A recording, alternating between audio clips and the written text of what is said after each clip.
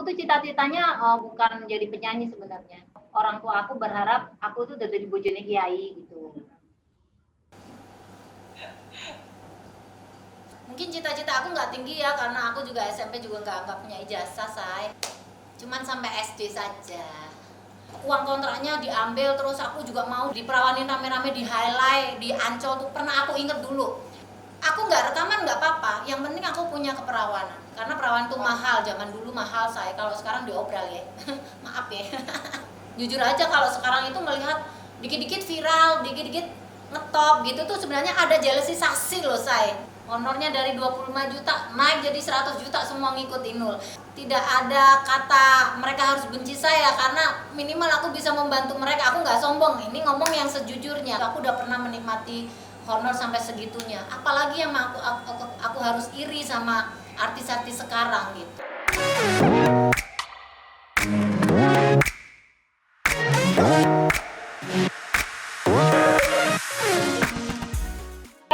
Dalam? Pakai sepatu nggak? Pakai. Maaf, lebih baik pakai supaya aman. Mbak Alia dan Mbak Inul, hari ini kita mau sesi Zumba bareng-bareng sekitar 30 menitan sama sedikit ada cool down, stretching nanti. Seperti biasa, kalau mungkin pernah ikut kelas Zumba, yang pasti kelas Zumba nanti itu tidak berhenti, kita terus-terusan dari awal sampai akhir. Terus nanti kalau bisa siapin botol minum di dekatnya Mbak Alia dan Mbak Inul. Kapan saja butuh minum, langsung minum. Yang waduh, belum diambil. Nanti aku nggak kasih aba-aba. Jadi misalnya silakan minum nggak gitu, karena setiap orang pasti punya kebutuhan hidrasi yang berbeda. Jadi Mbak Inul sama Mbak Alia taruh di dekatnya minumnya, nanti kapan aja butuh minum, mau di tengah-tengah lagu, mau dimanapun, monggo silahkan minum. Nah, lalu sepanjang nanti kita sesi akan ada warming up sedikit, lalu akan ada menu utamanya, lalu nanti akan ada stretch dan cool down. Kalau misalnya selama nanti menu utama itu nanti merasa ada gerakan-gerakan yang tidak nyaman atau tidak cocok, misalnya tidak suka melompat atau ada masalah di lutut, di punggung belakang, mohon berkenan untuk menyesuaikan, disesuaikan saja, diganti koreonya pun sesuai dengan yang cocok dengan situasi dan kondisi dan kesenangan pribadi boleh. Tidak perlu harus mikirin, wah ini koreonya begini, susah nggak bisa ngikutin, nggak usah mikirin. Yang penting kalau kelas Zumba itu yang penting fun, seru, kita semuanya happy. Ya, oke, kalau begitu mungkin ada yang mau ditanyain Mbak Inul, Mbak Alia sebelumnya? Oke, kalau begitu berarti kita sudah siap dan ready. Are you ready to work out? Oke, jalan. Are you ready to work out? You're not rocking with DJ Danny.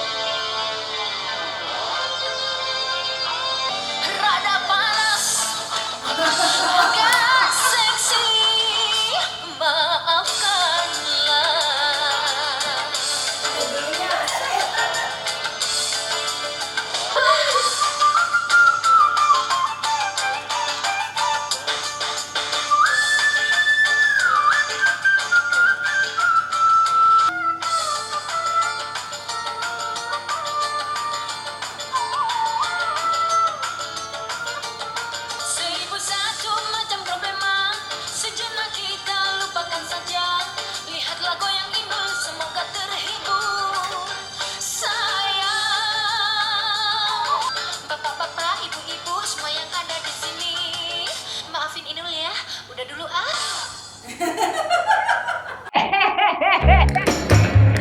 dong ya Mbak.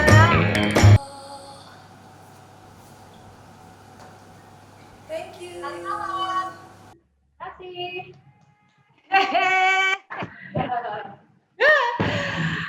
Akhirnya, alhamdulillah sudah selesai zumbanya Amalia Maino, keren sekali. Terima kasih banyak, Mbak. Hebat loh, masih fit banget. Wes umur Mbak kita kita sama Mbak, jadi pasti merasanya pasti yang gitu kan, sudah umur, tapi kan teman kita juga yang maksudnya semakin bertambah usianya, kadang-kadang nggak sekencang itu lagi menjaga stamina, menjaga fisik gitu, tapi kan Mbak enggak. Aku sih gini loh, patokannya gini, kalau dulu itu pikiranku itu berasa kayak muda terus aku tuh berusaha untuk melupakan umur. Terus yang selanjutnya lagi, kalau dulu kan aku tingkahnya nggak karu-karuan gitu, kalau di panggung kan excited banget, ngalor ngidul, pokoknya atraktif gitu ya. Terus aku itu masih di brainwash, pikiranku tuh aku tuh masih kayak yang dulu, padahal tenaga kita itu sebenarnya udah turun kan. Makanya aku itu kayaknya olahraganya itu kadang-kadang terlalu over gitu, makanya sampai kadang-kadang ngedrop gitu, karena memang aku kan hobi olahraga banget. Jadi kadang-kadang pagi tuh ya aku bangun tidur minum air putih 2 gelas, Terus baru olahraga itu aku treadmill 1 jam, kadang 1 jam lebih. Wah, terus belum lagi aku yoga sama guruku 2 jam, belum pemanasan lah, pendinginan lah, terus belum pose-pose lah kayak gitu-gitu kan. Jadi aku tuh bener-bener gila banget. Terus belum lagi kadang-kadang aku tuh masih gila datengin guru personal trainer yang biasa nge-gym di fitness itu pakai alat, pakai apa di rumah gitu. Jadi seolah-olah kayak aku tuh punya tenaga yang masih kayak yang waktu muda, padahal sebenarnya enggak. Kita tuh sadar diri gitu, ternyata aku harus bisa mengukur tenagaku. Makanya sekarang ya harus lebih banyak yoga, karena kan untuk tulang, untuk apa kan, biar aku tetap. Tapi kalau untuk zumba kayak dirimu, tenaga masih oke dirimu sekarang. enggak lah Mbak, aku sehari ini kita bandingkan ya, aku bangun pagi tadi yang nggak ngapa-ngapain, duduk manis, nemenin anak sarapan, nggak ada aku yoga. Mbak kan tadi ya barusan habis yoga, habis segala macem itu sih, dan ini dilakukan rutin. Menurut aku sih keren banget stamina. Tapi Mbak kelihatan dari dulu Mbak, dari aku melihat Mbak Inul dari dulu pertama kali di panggung itu, kenapa bisa menjadi seorang yang begitu fenomenal. Aku betul-betul bisa ngelihat 1 jam Mbak Inul itu kalau di panggung tenaganya tuh kayak 100% terus, luar biasa loh itu. Dan aku tuh ya aku tuh kalau di panggung biasanya sih ya, Sebelum aku manggung itu 5 jam atau 4 jam sebelumnya aku tuh udah nggak makan, bener-bener puasa. Terus minumnya cuma air putih, madu sama telur aja. Pengisi badan aku. Makanya aku itu kalau nyanyi itu kuat gitu. Itu sugestinya aku ya, karena memang aku nggak pakai obat-obatan suplemen apapun. Jadi cuma telur aja buat ngenyangin perut, terus buat perut biar dingin sama madu. Udah itu aja. Nanti habis makan rakus banget gitu. Baru habis itu nyanyi baru makan. Kalau aku makan dulu kayak orang-orang gitu, habis makan terus nyanyi gitu kayak mau muntah gitu. Gitu kayaknya penuh kan di sini. Jadi kayak gitu. Jadi aku juga olahraga juga gitu. Olahraga sekenceng apapun kalau badan kita tuh diisi cuman sedikit gitu, tapi memang yang gizinya ada gitu. Jadi kuat tenaganya. Jadi itu yang membuat mungkin aku jadi tetap kuat sampai hari ini tuh kayak gitu. Jadi makanya juga aku terlalu cantik kali, pilih-pilih makanan. Soalnya perutku sendiri juga kan memang nggak kayak perutnya yang lain gitu. Jadi makannya pilih-pilih. Kalau salah dikit gitu udah masuk rumah sakit, diare lah, apalah gitu. Oh gitu. Jadi emang harus jaga banget ya Mbak. Berarti semua olahraga, jaga makan ini memang bukan cuma kebutuhan untuk panggung dan karir saja dan juga awet muda saja, tapi kebutuhan kesehatan memang butuh. Hari-hari kesehatan aku tuh memang aku harus jaga gitu. Dan aku itu rapi banget, dan benar-benar aku itu tidak makan gorengan, Dan aku bener-bener Makannya juga nasi itu dikurangin, sehari itu paling kepingin 2 sendok 3 sendok kalau kepingin. Sisanya paling oat, terus buah-buahan, salad, terus apalagi ya pokoknya yang berhubungan dengan gizi, protein semuanya sih aku sikat gitu. Yang penting jangan karbohidrat, karena kan usia udah segini takutnya nanti beratnya nambah gitu. Jadi itu yang aku bener-bener jagain. Secara kan usia kita udah nggak muda lagi, jadi aku bener-bener ya pokoknya aku jaga pola makan itu bukan untuk kepentingan nyanyi aja, tapi untuk hidup aku biar sehat, karena anakku juga masih kecil sama dengan putrimu juga usianya. kita memang harus sehat. Iya, iya benar Mbak. Tapi aku ngelihat emang maksudnya Mbak itu dari dulu sampai sekarang badannya ya oke lah, pada saat hamil ya sudah pasti kita semua berubah ya Mbak. Tapi dari dulu sampai sekarang aku ngelihat pinter banget jaga badannya, ya segitu-segitu aja. Tetep pinter banget ngejaga semuanya. Mungkin aku ngelihatnya sekarang ini Mbak kan kesibukannya luar biasa. Aku ngelihat apa aja tuh Mbak, rawon tulang. Udah Nah, pagi udah masak, jadi aku malam tuh masak tuh. Habis kegiatan, aku habis kerja di kantor tuh pokoknya jam 7 malam, jam 8 udah nyampe rumah, aku langsung bikin rawonnya gitu. Jadi aku jadi Mbak masak sendiri itu rawonnya? Ya, sama ditemenin sama mbak-mbak di rumah, asisten yang bantuin ini bumbunya dan lain sebagainya. Terus aku yang ngolah semuanya. Habis itu udah paginya subuh itu udah mulai presto daging dan lain sebagainya, langsung udah packaging. Jam 10 kelar, udah langsung aku yoga, dijemput sama guruku di rumah. Habis itu udah sampai hari ini, sampai jam segini sama dirimu udah. Mbak, ya ampun, Masya Allah, gila, hebat banget. Hebat banget. Ini kalau menurutku bukan karena Mbak Inul, Mbak Inul kan tadi bilang, aku tuh suka berasa aku kayak kelebihan tenaga, kebanyakan energi. Enggak, karena Mbak Inul ini emang seneng, kayaknya emang seneng kerja ya Mbak ya? Emang seneng bisnis, seneng kerja, emang dari dulu kayak gitu? gila banget, aku gila kerja banget, karena memang dari kecil kan memang aku udah nggak ada waktu untuk bermain. Adik-adikku banyak dan aku juga menghidupi banyak orang. Jadi ya kalau nggak kerja malah kayak orang gila gitu. Makanya setiap hari itu harus ada kegiatan. Ya kalau nggak ada syuting, nggak ada panggilan talkshow atau Indosiar kan lagi off kayak gitu. Kalaupun ada seminggu 2 kali, jadi kan masih ada jeda ya ngisi-ngisi kerjaan, ada Inul Vista, ada yang lain-lain lah gitu, usahaku yang lain. Nah mumpung itu ya diselip-selipin aja, jadi aku ya alhamdulillah ada aja kesibukan gitu, menyibukkan diri tuh ada, jadi pikiranku nggak terlalu diem terus mikir yang aneh-aneh kayak gitu tuh, jadi belum ada kesempatan untuk ke situ gitu.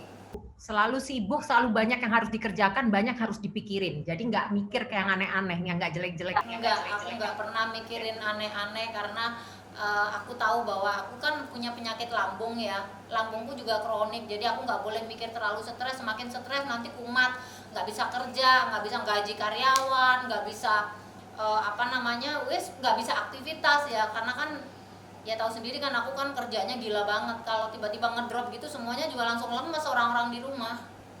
Mbak, itu coba deh Inul Vista, terus Dapur Jeng Minul, terus udah gitu ada, aku lihat juga ada Inul Kids ya nggak sih Mbak? Baju anak-anak. Baju anak-anak. Terus apa lagi Mbak? Obat diet, suplemen diet, kokonis Inul yang iya, kokonis, iya, betul. Inul Beauty, kosmetik. Terus itu yang baju senam. Pokoknya pokoknya kegiatan mana aja sih Mbak yang bisa disaut-saut, yang bisa membuat tetap kita bisa hidup di pandemi, di Covid sekarang ini kan. Karaoke kan tidak semuanya buka. Iya benar. Tapi terus gimana Mbak? Ini masa pandemi ini. By the way ngomongin Inul Vista ya. Aku itu di dekat rumahku tuh ada salah satu cabangnya Inul Vista. Dan aku inget banget terakhir kali sebelum kita pindah ke Singapura, Aisyah itu ulang tahun dirayanya di Inul Vista loh. Ya Allah, kok nggak bilang aku? Enggak lah, ngapain? Orang kita waktu itu emang udah kita nge-book sendiri, terus kita bikin minta tolong hias sendiri. Jadi dia nyanyi sendiri, pokoknya seru banget sebelum kita ke Singapura. Jadi aku masih memori banget. Ntar kalau sampai di Jakarta lagi, main-main. Sekarang Inul Vista udah aku bikin bagus lagi karena ada panoramik yang LED yang kayak di Cina tuh, kayak di Jepang, Korea itu yang lantainya bisa ada LED-nya, yang diinjek bisa ada kayak akuarium kayak gitu-gitu. Terus dinding-dindingnya juga. Jadi buat anak-anak itu main seneng karaoke, nyanyi-nyanyi di situ. Nanti insya Allah kita main-main ke sana. Tapi Mbak, gini, orang semua di masa pandemik ini banyak yang berhenti semua pekerjaannya. Tapi justru aku ngelihat Mbak Inul malah makin kesini ada aja semakin banyak hal-hal yang Mbak Inul kerjakan dan bisnis-bisnis baru yang justru keluarnya pas lagi masa pandemi ini. Kok bisa Mbak? Ya. Jadi gini, justru di sini aku berpikirnya positif. Yang pertama adalah aku itu orang sibuk. Terus aku tuh nggak mau nganggur. Nah, seharusnya kalau kita mau menyibukkan diri, sebenarnya juga semakin banyak orang yang ngedrop, semakin banyak lawan-lawan kita atau kompetitor kita atau orang lain yang memang dalam kondisi ini benar-benar menikmati COVID gitu. Tapi kalau aku nggak menikmati, justru aku melihat peluang besar banget di saat orang tidur kita kerja, dan itu istilahnya income banget buat kita kalau kita mau kreatif, kalau kita mau inovatif, dan kalau kita mau kerja rodi gitu. Mana ada sih orang mau kaya, orang punya duit, nunggu duit Tuhan turun kasih dari langit, kan nggak mungkin gitu. Jadi justru aku melihat dengan banyak orang tidur di saat pandemi, dengan orang yang lagi lesu, nggak punya duit, nggak bisa kerja dan lain sebagainya. Sama aku juga begitu. Inul Vista juga semua tutup, Inul Beauty juga nggak ada yang beli. Siapa hari gini orang lagi mikir beli bedak aja susah gitu kan, mau beli baju anak-anak nggak mungkin. Terus mau apa lagi? Aku melihat bahwa kalau aku nggak mainin ini usaha saya, otomatis saya ikut tidur gitu.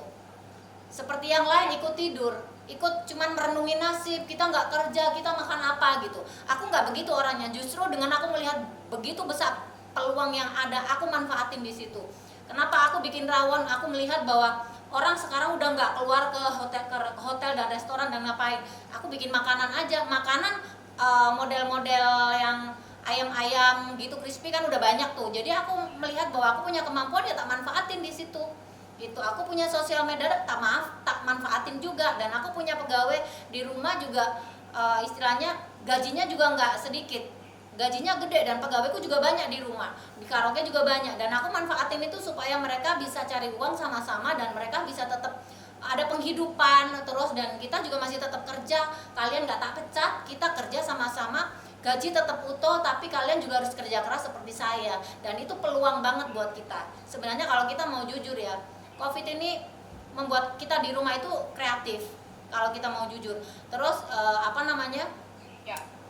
melihat peluang yang ada. Kalau karaoke semua udah pada tidur, duit cash flow perusahaan juga pasti kembang kempis ya, karena kan 3 bulan pertama kita gaji karyawan dan lain sebagainya.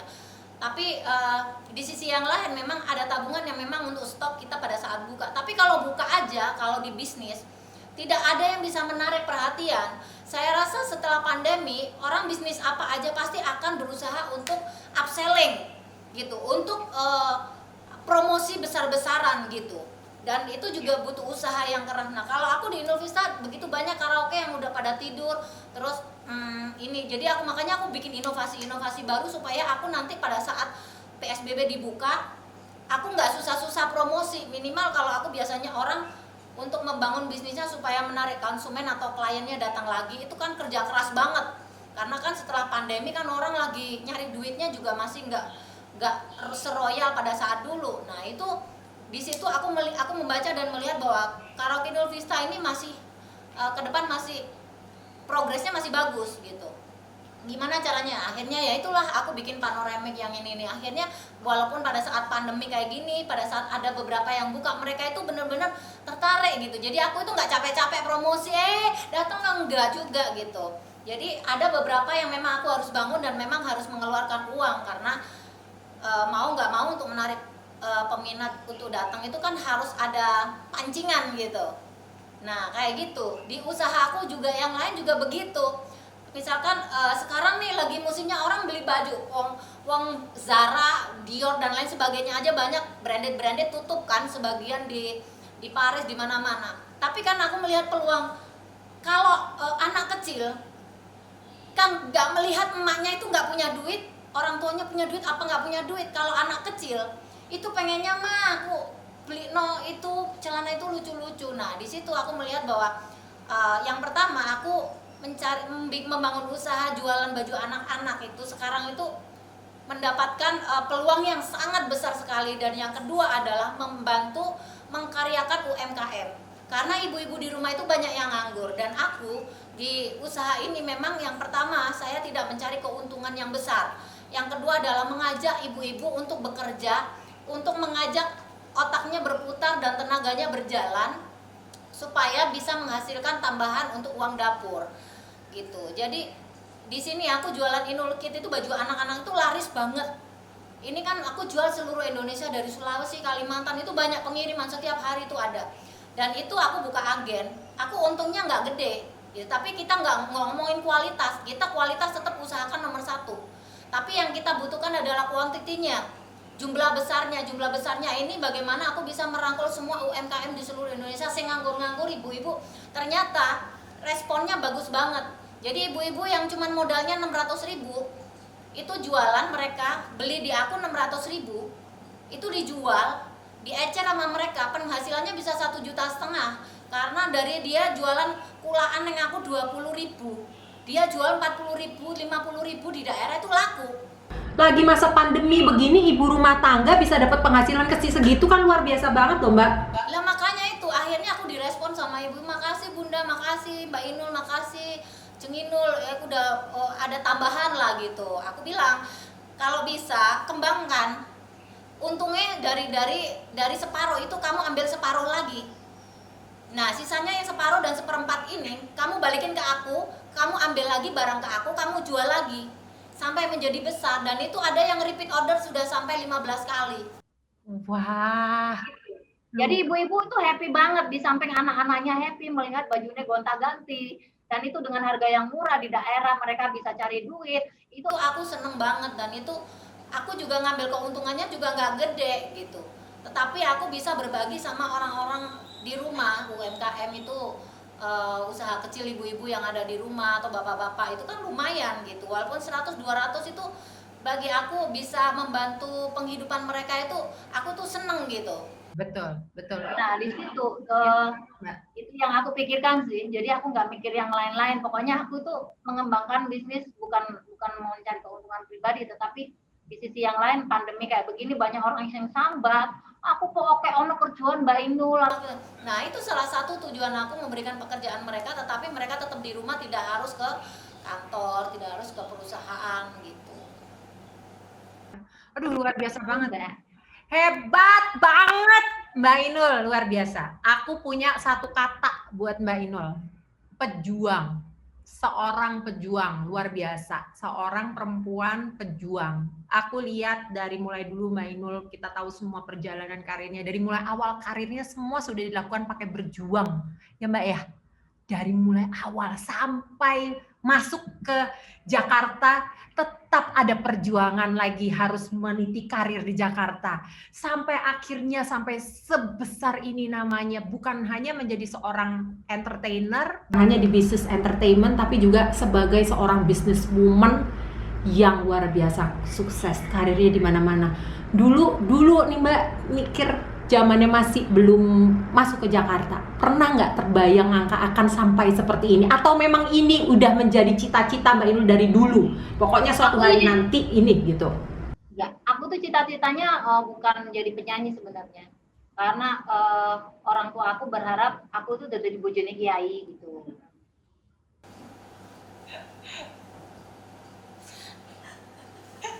Ada yang mengamini.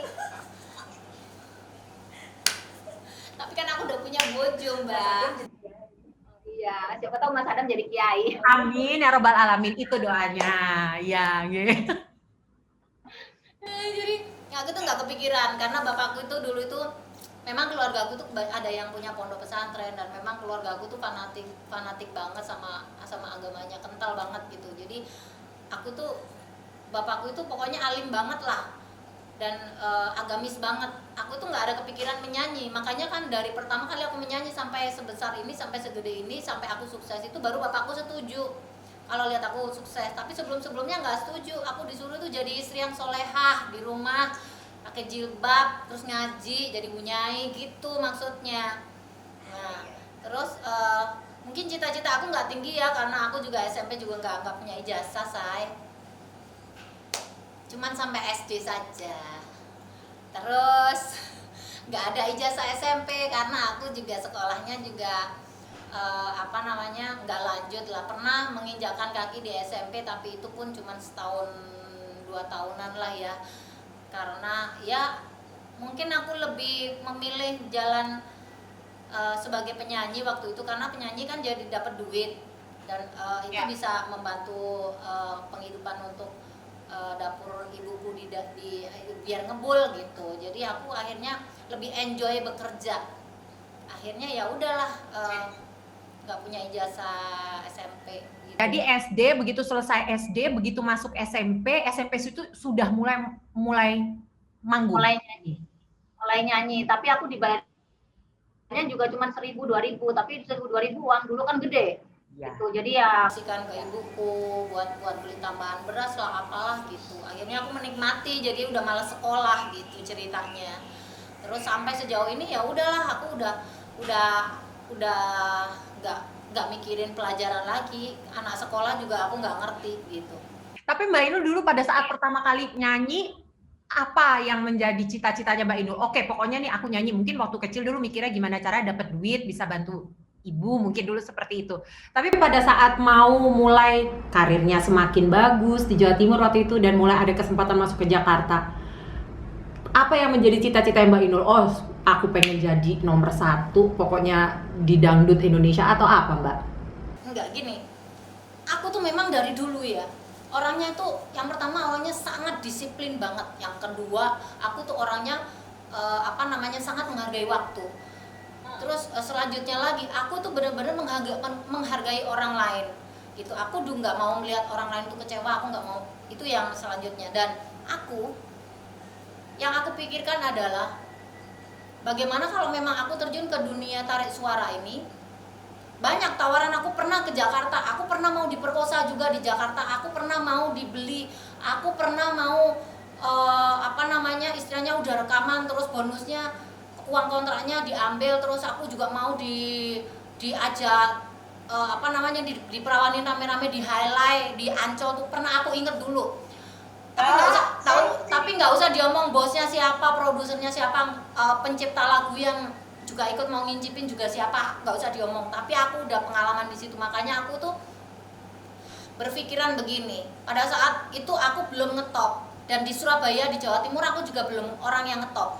Cuman karena aku diajakin seseorang untuk ada audisi orang di JK Record waktu itu, tempatnya artis-artis top itu lagi nyari penyanyi dangdut gitu. Aku pernah diajakin ke sana, setelahnya ada tawaran lagi di label yang lain gitu. Jadi sekalian di situ aku udah rekaman, udah syuting di Puncak, udah oke, tinggal dikeluarin aja, yang penting diajakin tidur.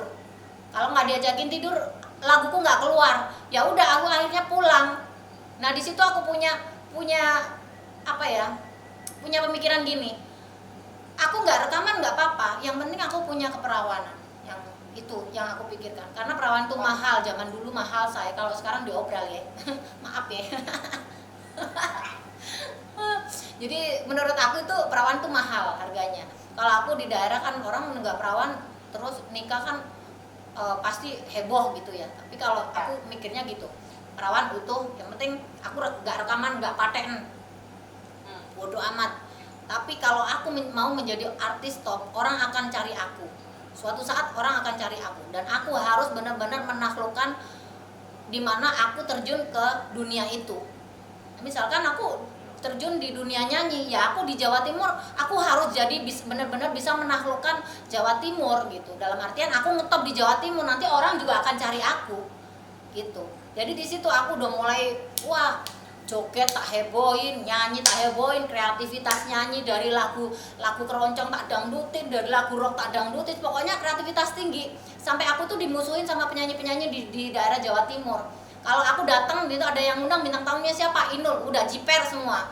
Udah gitu aku kalau nyanyi tuh nggak dikasih lagu gitu, karena lagu baru-baru tuh pasti dibawain mereka semua, dan aku tuh selalu kalau nyanyi ditaruh di belakang, katanya buat gongnya biar rusuhnya di belakang gitu, sekalian buyar gitu. Jadi nggak apa-apa, yang penting orang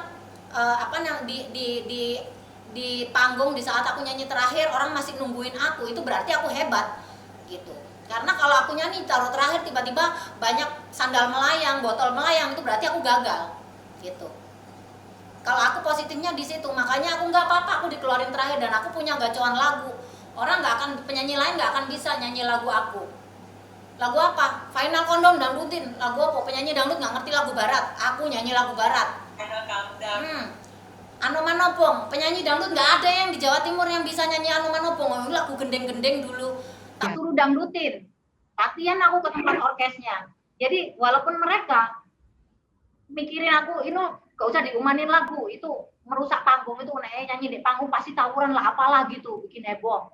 Nah akhirnya aku tetap nyanyi dikeluarin terakhir, tapi orang nunggu aku, berarti aku hebat dong gitu. Itu yang memang aku harus jagain, dan aku tuh orangnya nggak bisa menunggu. Makanya orang di Jawa Timur, orkes itu nggak ada yang percaya. Artis di Jakarta itu nggak ada yang percaya kalau di orkes di Jawa Timur tuh aku sehari bisa nyanyi 7 tempat, saya 7 orkes, 7 orang hajatan itu aku datang ke sini habis nyanyi 5 lagu, terima amplop, pergi lagi ke daerah tetangga sebelah ini nyanyi dari satu hari itu aku bisa 8 job. Bayangin coba, aku berpikiran aku nggak jadi penyanyi top di Jakarta nggak apa-apa, tapi aku di Jawa Timur aku satu hari nyanyi bisa 7 lagu, bayarannya podo, cuman aku menang capek aja. Kalau mereka sekali job dikontrak nyanyi di panggung bayarannya 10 juta baru gitu ya. Tapi kalau aku 10 juta dapetinnya bisa sampai 8 kali nyanyi, dari pagi ketemu pagi, nggak ada masalah. Tapi aku nggak rekaman lagi di Jakarta karena aku nggak mau gitu. Nah di situ akhirnya aku ternyata aku merasa bahwa aku sudah mampu menaklukkan Jawa Timur gitu. Kalau seandainya aku hijrah ke Jakarta berarti pengalamanku udah banyak dan aku udah mateng gitu. Makanya aku seperti itu. Tidak hanya di dunia nyanyi, di dalam bisnis apapun aku juga begitu. Di dunia bisnis di karaoke dulu kompetitor banyak banget yang pengen menjatuhkan aku, dan nggak apa-apa gitu, tapi kita lihat siapa pionirnya, siapa yang lebih kuat. Toh buktinya waktu yang akan menentukan. Aku bekerja di Inul Vista bukan sebagai numpang gambar, bukan sebagai ambasador, aku pemilik, aku kerja, dan aku ngadepin bupati, gubernur dan lain sebagainya tak lakoni, bahkan ormas-ormas yang gangguin karaoke ku juga tak hadepin sama aku. Jadi aku berani karena memang ini aku benar-benar ini kerjaanku, dan aku harus menjadi orang di situ di posisi paling depan gitu. Sama dengan aku jualan rawon ya, memang jualan rawon kan ecek-ecek yo. Dos cuman 195.000, tetapi kan aku bagaimana supaya jualanku ini dinikmati orang. Akhirnya alhamdulillah banker pesen, menteri-menteri juga banyak yang pesen, pejabat, orang jaksa, terus taipan aku tuh sekali bikin bisa sampai 150 bong, itu kan luar biasa loh. Kalau aku tahu, kalau aku gelem capek gitu seminggu jualan terus gitu yo, duitnya bisa ratusan juta juga kalau aku mau kerja. Tapi kan aku bukan orang yang serakah, tapi di situ aku itu komitmen bahwa apa yang aku kerjakan aku tidak mau setengah-setengah. Apa yang aku lakukan aku tidak mau setengah-setengah, semuanya harus 100%, apapun itu bentuknya gitu. Bahkan aku tuh rumah ini yang aku injek ini masih sekolah. Dulu aku pinjem bank untuk bangun usaha Inul Vista, nggak ada yang mau kasih pinjem. Mau bank ini, bank itu, bank anu, ono, ucrut, nggak ada yang mau minjemin. Sampai 1 tahun aku dari door to door pintu, itu nggak ada yang berani saya pinjemin aku.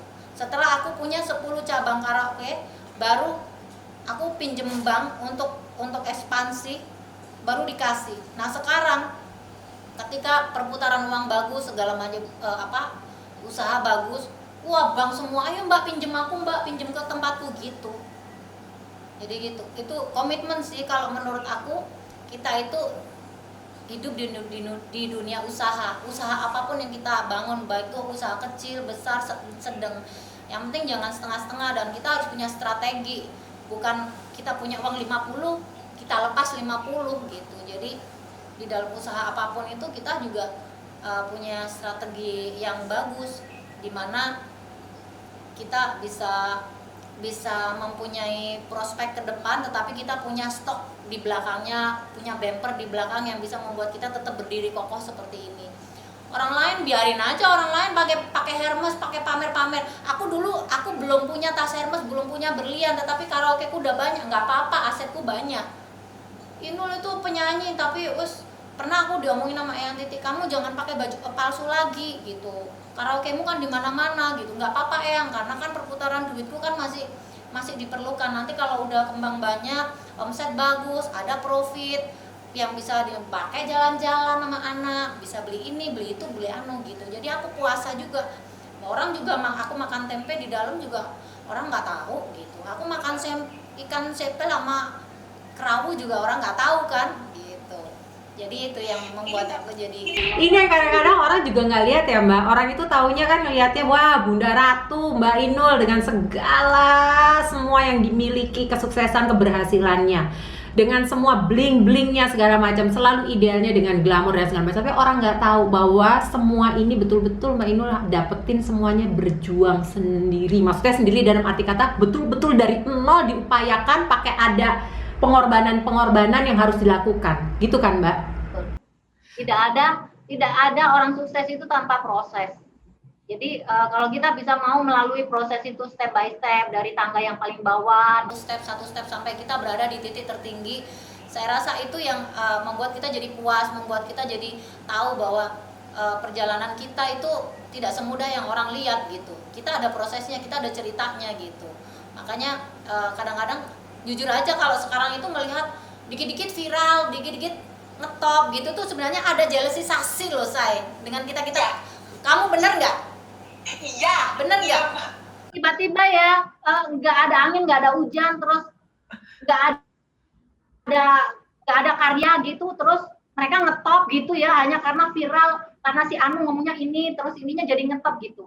Ada jealousisasi tersendiri karena kita membangun karya yang bagus, tiba-tiba hanya dijebret dengan orang yang cuma instan sekali nongol ngetop terus dapat duit banyak gitu. Sedangkan kita sampai berdarah-darah, ada kecemburuan seperti itu. Tapi ya memang ini kita melihat bahwa memang waktu kita sama waktu mereka memang berbeda ya. Jadi kita kadang-kadang tuh ada cemburu, tapi kita juga bisa ngerem. Oh iya, kita sadar bahwa itu bukan dunia kita lagi, dunia kita udah kemarin-kemarin gitu. Tapi aku bersyukur sekarang bisa melalui dunia yang berbeda, masih bisa menikmati zaman sekarang kayak gitu lagi. Tapi walaupun sebenarnya ada cemburu juga di situ.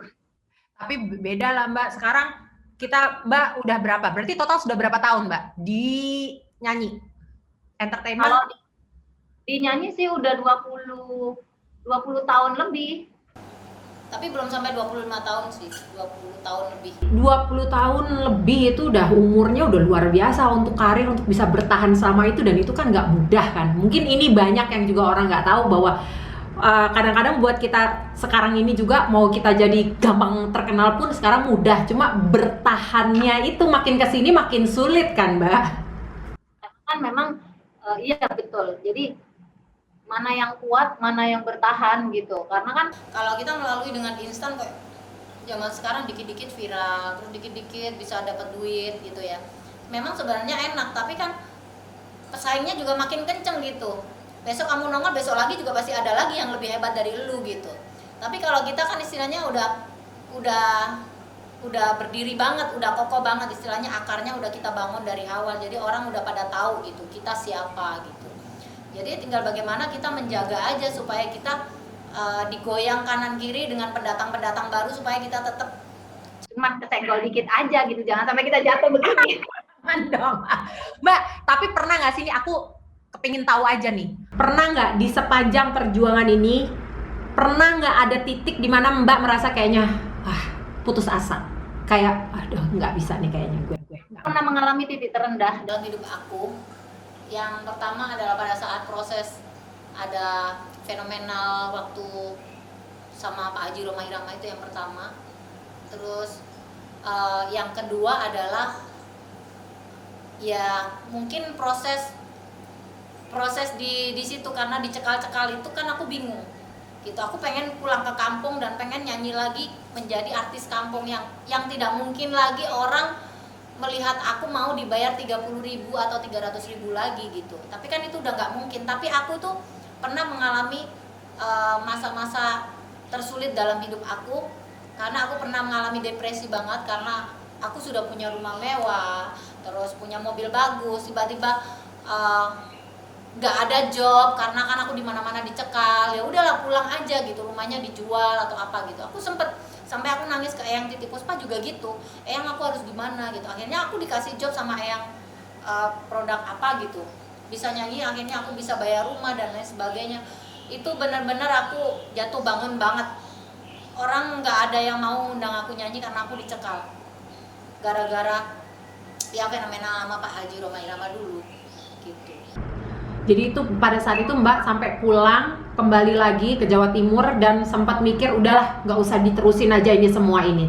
Dan akhirnya apa yang bikin oke lagi berjuang lagi dari titik itu? Aku udah nggak mau lagi, jujur aja aku udah pulang kampung itu, saking dijemput sama Eyang Titi Puspa. Oh gitu. Iya. Itu yang bikin balik lagi masuk Jakarta lagi. Jadi aku tuh mulai ngono. Aku sempat dipanggil sama Pak Sutioso kan. Ora usah Mbak. Ini loh Mas Ar, ini aku kan dihadapin ke rumahnya Pak Sutioso, diajakin sama Eyang Titi ya. Iki lo Inul mau mulai kampung. Terus kata Pak Sutioso, wes aku yang backup, kamu di sini aja. Udah kamu karya aja di sini. Terus aku diendeng-endeng nengone Gus Dur segala. Iki lo Mas, Inul iki lo lah aku mulai wong nduk kene koncone akeh gitu. Ora usah wedi. Wes nyebut gawe golek duit sing akeh. Ora usah mikir pokoknya nek ora ono sing ngejak nyanyi usaha liyane gitu. Jadi di situ aku ya udahlah kita fight gitu. Jadi akhirnya aku balik lagi memulai dari nol. Ya udah step by step ya. Di situ aku tahun 2005 aku udah mulai bikin karaoke itu. Bikin karaoke itu modalnya cuma 1,5 M tabunganku cuma di situ. Dan itu tuh aku prosesnya bener-bener bangun sendiri dan pokoknya mati-matian lah gitu karena udah nggak ada orang ngejob nyanyi. Terus aku punya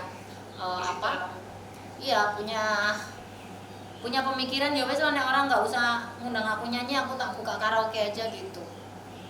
Jadi di situ aku mulai berpikiran luas bahwa oke, menyanyi cuman buat sambilan aja. Selebihnya aku harus buka usaha karena aku punya anak dan nyanyi ini belum tentu orang undang aku selamanya. Kalau di luar negeri semakin tua kita semakin dihargai, punya royalti besar dan punya tabungan negara banyak. Nah kalau di Indonesia kan nggak ada, kita bayar pajak aja gitu, dipakai aja, tapi kan pajaknya nggak kembali ke kita gitu. Terus belum lagi nanti royalti. Kalau kita nggak punya karya, kita nggak punya royalti. Enak yang bisa pencipta lagu kayak Temeli, Iwan Fals, yang lain-lain kan enak. Dia bisa nyiptain lagu, bisa punya penyanyi banyak, karyanya dinikmati orang banyak, royaltinya banyak. Nah kalau aku kan cuma nyanyi doang gitu. Makanya ya udahlah karena kekuranganku di situ, jadi aku cari usaha yang lain.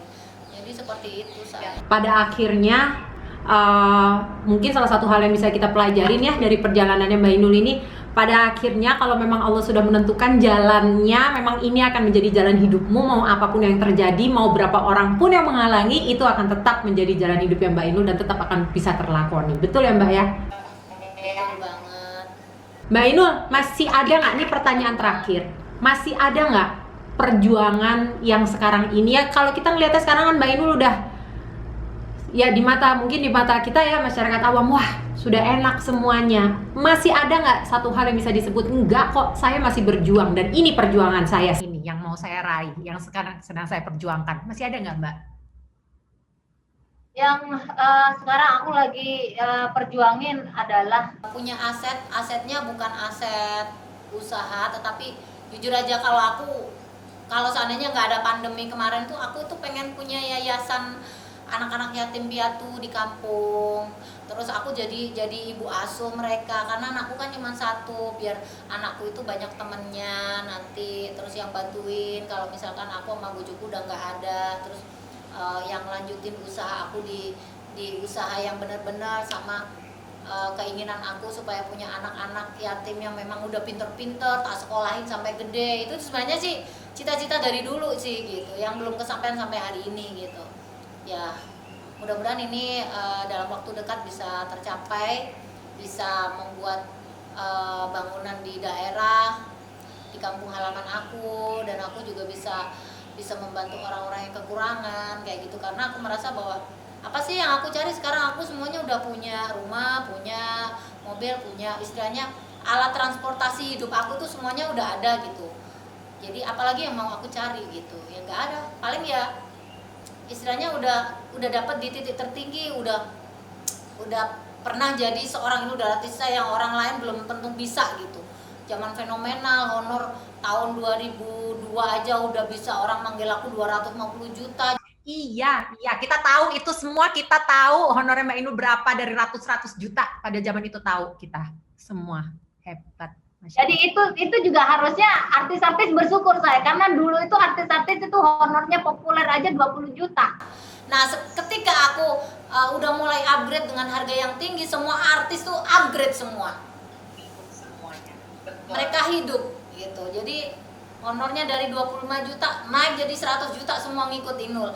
Jadi tidak ada kata mereka harus benci saya, karena minimal aku bisa membantu mereka. Aku nggak sombong, ini ngomong yang sejujurnya, karena aku melihat honor paling mahal di Jakarta waktu itu untuk seorang diva aja yang aku tahu katanya 25 sampai 30. Ketika aku bisa dibayar orang dengan Freeport aja bayar aku 500 juta, setengah M, kalau sekarang tuh mungkin ber-MM kali ya. Tetapi itu juga di zamannya dulu, itu aku udah pernah menikmati honor sampai segitunya. Apalagi yang aku harus iri sama artis-artis sekarang gitu. Iya. Jadi ya udah, istilahnya aku udah pernah ada di titik tertinggi, jadi aku nggak boleh sakit hati melihat orang sukses gitu. Sekarang ya tinggal bagaimana aku menjaga apa yang udah aku dapat supaya tetap stabil, konsisten, tidak turun, kalau bisa naik kayak gitu. Terus jagain anak, kalau bisa kita tetap sehat biar bisa nemenin anak sampai tua. Amin ya robbal alamin. Tapi nih Mbak, ngomongin soal masalah sombong atau segala macam, aku yang ada di situ, dan aku salah satu orang yang betul-betul ngelihat banget dari mulai Mbak Inul pertama kali masuk ke Jakarta. Kita sering dulu satu acara bareng, satu panggung bareng, dan sebagai seorang Inul Daratista yang pada saat itu si Ratu Ngebor yang semua mengguncang Indonesia, bahkan negara-negara tetangga, ketemu kita satu acara, tidak pernah satu kali pun aku mendapatkan kesan Mbak Inul ini sombong kah, punya perlakuan-perlakuan yang berbeda kah. Saatnya GR bersama-sama, saatnya harus latihan bersama-sama. Dan aku percaya Mbak Inul bisa diberikan Allah begitu banyak berkah sampai dengan sekarang, salah satunya karena Mbak Inul ini punya hati yang baik. Dan aku mendoakan Mbak Inul sehat selalu, keluarga semua sehat selalu, Mas Adam, anak semua sehat-sehat, dan semoga tadi yang menjadi cita-cita mulianya Mbak Inul, aku doakan insya Allah betul-betul bisa segera terkabul. Masya Allah, luar biasa sekali. Dan semua cita-citanya Mbak Inul, bisnisnya semua sukses, jalan terus, semakin hebat, semakin berkilau. Amin ya robbal alamin. Mbak Inul, sekali lagi terima kasih banyak waktunya buat hari ini. Dan ini mudah-mudahan ini bisa menjadi inspirasi buat yang nonton di channel YouTube-nya Mbak Dena, dan mudah-mudahan bisa menjadi penyemangat buat orang-orang di rumah yang dalam keadaan susah. Karena orang mau hebat, orang mau sukses, orang mau punya duit, orang mau hidupnya mapan, itu tidak ada yang tidak kerja keras. Jadi mudah-mudahan kita berdua bisa menjadi inspirasi buat yang nonton di rumah di YouTube channelnya Mbak Dena. Amin ya robbal alamin. Mbak Inul, terima kasih banyak. Salam hormat buat Mas Adam, salam sayang buat anak, salam hormat buat semua keluarga dan semua tim. Terima kasih sekali lagi buat waktunya hari ini, nggih. Salam putrinya, sehat selalu sekeluarga. Amin, insya Allah disampaikan. Matur nuwun Mbak Inul, terima kasih banyak.